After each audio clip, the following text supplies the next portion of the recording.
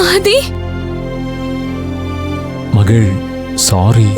ஆதி, sorry மகள். ஏ மகள், அழாத ப்ளீஸ். அழாம என்ன செய்ய சொல்ற ஆதி?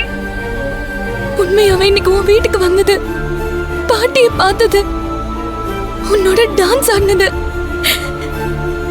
அது எல்லாமே எனக்கு சந்தோஷமா இருந்தது ஆதி.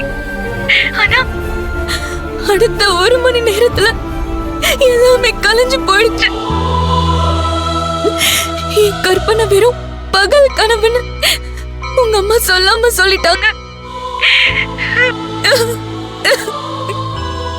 மகள், ப்ளீஸ் மகள், இங்க நடந்தது ஒன்று ஹர்ட் பண்ணியிருந்தா தயவு செஞ்சு அதை மறந்துடு. முடியல ஆதி.